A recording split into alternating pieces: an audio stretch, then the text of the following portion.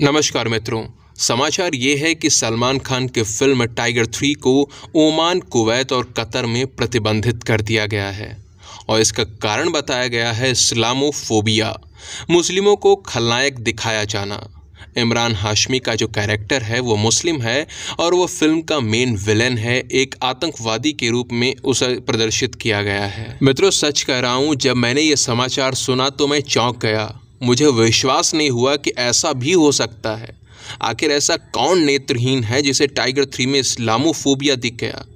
अरे टाइगर 3 तो वो फिल्म है जिसे देखकर लगता है जैसे इसे आतंकियों को धन प्रदान करने वाले और हमास के समर्थक कतर के ही फंड से निर्मित किया गया हो। कतर वालों को एक बार टाइगर 3 देखनी चाहिए, तब वो जान पाएंगे कि वो कितनी बड़ी गलती कर रहे हैं उस पर बैन लगाकर। एक ऐसा देश जिसके रक्त में आतंकवाद सम्मिलित है, जो निर्दोषों का रक्त बहाने को अपनी वीरता समझता है, ऐसे देश को, ऐसे मुस्लिम देश पाकिस्तान को भोला भाला दिखाकर उसकी छवि सुधारने का प्रयास किया गया है इसमें। और कतर वालों को इसमें इस्लामोफोबिया दिख गया। इसमें तो जो आतिश रहमान है वो मुख्य खलनायक है, उसे भी किसी कट्टर इस्लामी आतंकवादी की तरह प्रस्तुत नहीं किया गया है। उसे धर्म के नाम पर एक विशेष नारा लगाते हुए गैर मुस्लिमों का गला काटते हुए भी नहीं दिखाया गया है, जैसा कि आईएसआईएस और हमास करते हैं। और पाकिस्तान की भी वास्तविकता यही है। वहाँ की नॉन मुस्लिम पॉपुलेशन के साथ, यानी माइनॉरिटीज़ के साथ क्या क्या होता है ये पूरा विश्व जानता है। पर पाकिस्तान का यह वास्तविक चेहरा सबके सामने प्रस्तुत करने का साहस वाईआरएफ वालों में नहीं है।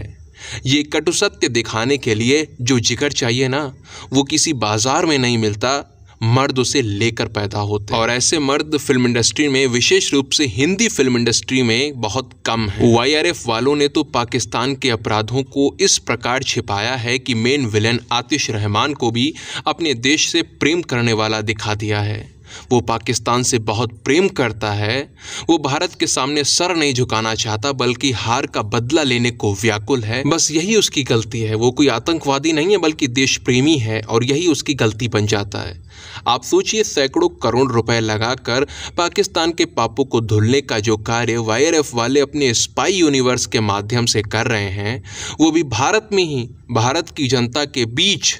ऐसा क्या कोई पाकिस्तानी फिल्म निर्माता स्वप्न में भी कर सकता है कभी?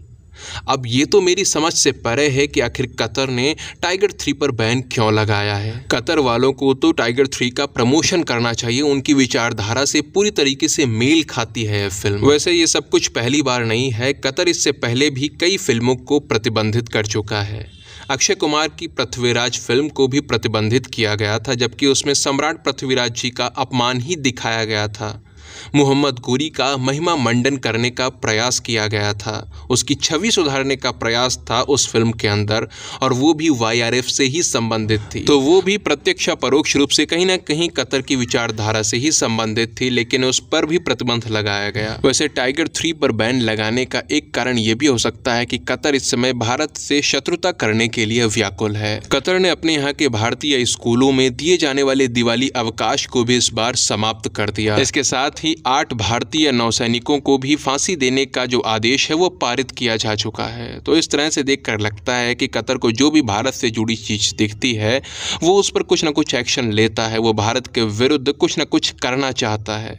इसीलिए बिना देखे, बिना टाइगर का कंटेंट जाने उसने टाइगर पर प्रतिबंध लगा दिया, क्योंकि ये एक भारतीय फिल्म है। जबकि यदि वास्तव में कतर वालों ने टाइगर 3 को देखा होता तो इस पर प्रतिबंध नहीं लगाते, बल्कि इसका प्रचार प्रसार करते। मित्रों, इस पूरे विषय पर आप क्या सोचते हो? आपके क्या विचार हैं? क्या मेरे विचारों से आप सहमत हैं या फिर असहमत? जो भी है आपके मन में, आप कमेंट सेक्शन में लिख कर बता सकते हैं। वीडियो को अंत तक सुनने के लिए आप सभी का बहुत बहुत धन्यवाद। जय सिया राम, जय मां भारती।